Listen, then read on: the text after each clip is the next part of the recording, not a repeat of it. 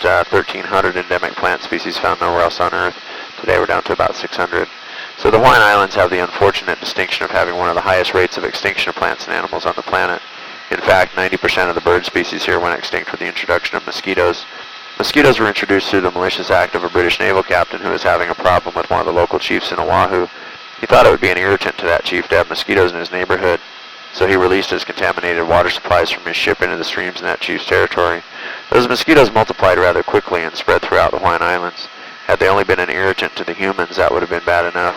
But unfortunately, they also carried avian malaria, which wiped out 90% of the bird species. That in turn had a cascade effect through the ecosystem, because those birds were the seed distributors and the pollinators. So when they went extinct, the plants that relied on them for those functions also diminished in number and went extinct. So our challenge today is to preserve the 10% of the bird species we have left and the 10% of the forests we have left. Here on Molokai, there are a lot of people working in the conservation community towards that.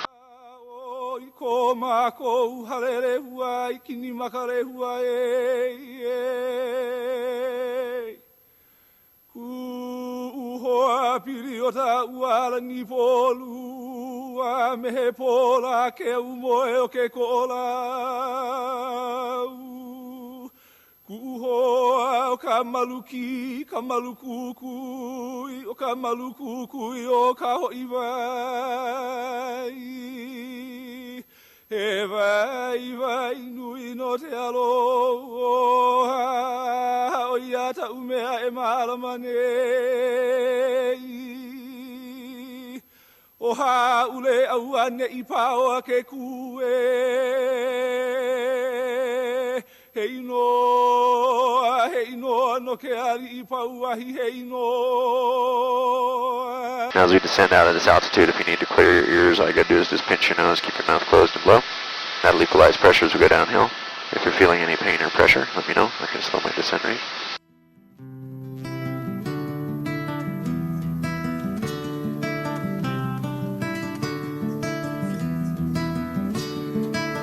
Now in the reef system ahead of us there, you can see those walls up above the surface. Those are the walls to old Hawaiian fish ponds.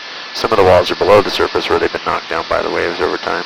There were 65 fish ponds along the coast here, and they were no small deal. One of them is about half a mile long and a quarter mile wide. And the Hawaiians raised 6 different species of fish in freshwater, brackish water, and saltwater. That's a lot of what contributed to their food security that we don't have today.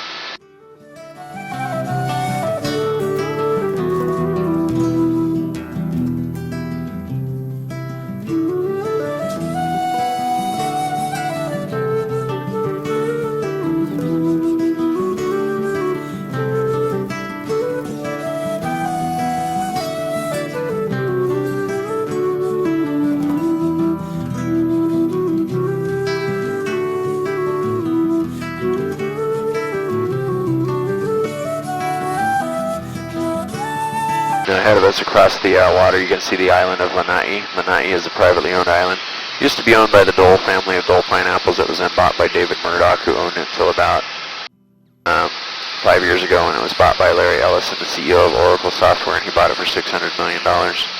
Which sounds like a lot of money, but I guess when you've got $52 billion, it's not that much.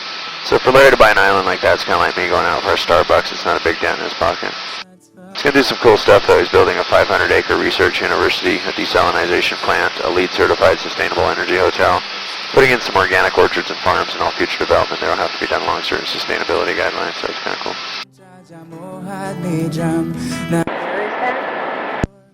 A big old giant island over there.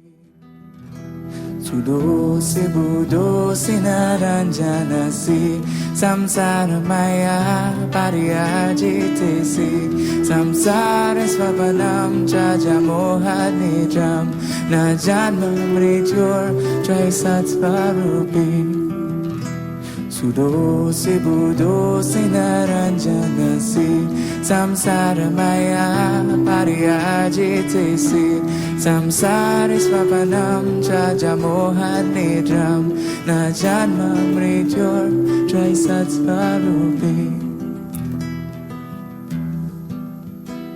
You are forever pure, you are forever true, and the dream of this world can never touch. So this area between the islands is a whale sanctuary, and every year between December and April there are about 10,000 humpback whales that reside in the Hawaiian waters during the wintertime. That's half of the North Pacific population. There are three main groups of whales in Alaska that converge here in Hawaii to come here to give birth to their calves, and when those calves are born, they're about 6 feet long and can drink up to 100 gallons of milk a day. Pretty thirsty little guys. And if their moms take good care of them to keep the sharks and the orcas and the whalers off them on their way back up to Alaska, they'll get up there and eat a bunch of krill, and one day they'll grow up to be about 45 feet long like their moms and dads. And they'll learn to speak their moms and dads' language, which is very complex. By analyzing their language with computers, we can see that they have a lot of repeating sequences, or what we would otherwise consider rhymes. That's why we refer to their orations as songs. Those songs can last up to about 4 hours, and every year that they come back to Hawaii from Alaska, they have an additional segment on their song, so it's kind of a continuation of their story or their oral history. What's also cool about the humpback whales is that they can communicate up to 2,000 miles across the open ocean using low-frequency sound. That's always interesting to put in human terms. What if 10,000 years ago in human history we would have been able to communicate 2,000 miles across the planet? How much different our world and culture would be today? And whales have been doing that for hundreds of thousands of years. All illusion.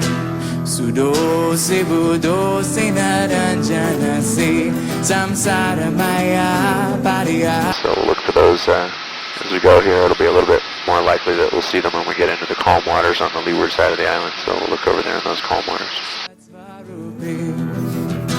Sudo se budo se naranjana se samsara maya pariya jete se samsara svapanam jaja mohad nidram na janma mrityor trisat svarupi. Sudo se budo se naranjana se samsara maya pariya jete se. So is it cold in Chicago yet? Not that bad. Really? Last it was about 60. Wow, that's pretty nice. Well, it's kind of a bummer because we'd rather have it snowing and freezing so that we can come here, we can laugh at everybody. Yeah, that's kind of a bummer. We'll just have to plan another trip when it is. That's right, next year. Is it your first time to Maui? Yep, How do you like it so far? it's awesome. I'm with those two clowns back there. You're with those clowns? Cool. First for all three of us. Oh yeah? Awesome. Are you still speechless?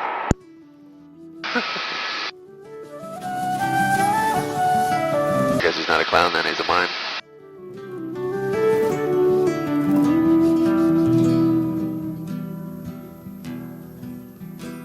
You are forever pure.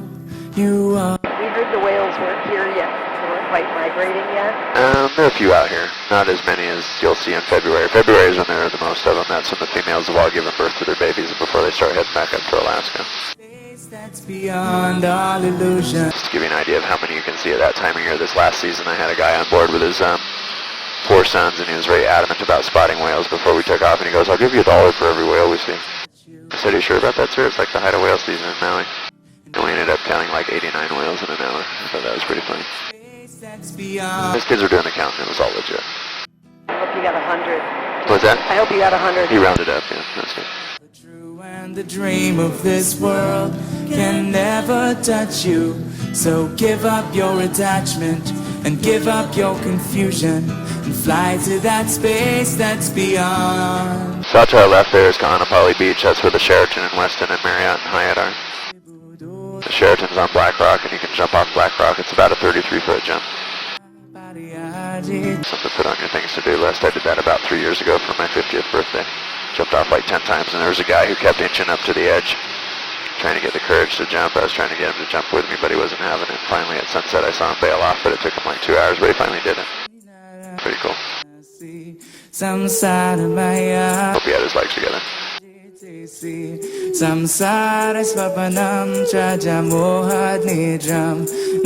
Mike, you up for that next? Huh? Are you up to the 30-foot jump? I'm pretty sure I could do anything right now.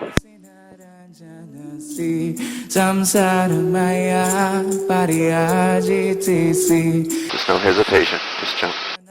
Now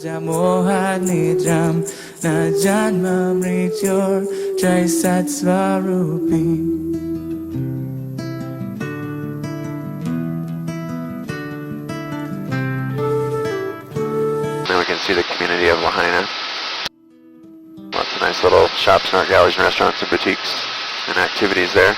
You can go out on those whale watching trips from the marina, or you can go out to the Atlantis sub, and they'll take you down to the Carthaginian, which is an old derelict whaling vessel that they sank down there for an artificial reef. It's kind of cool. Great way to go see the sea life without getting your hair wet. Alrighty, we got a few minutes to look around out here, see if we can find some whales before we go back into the valleys. If you see anything I don't, let me know.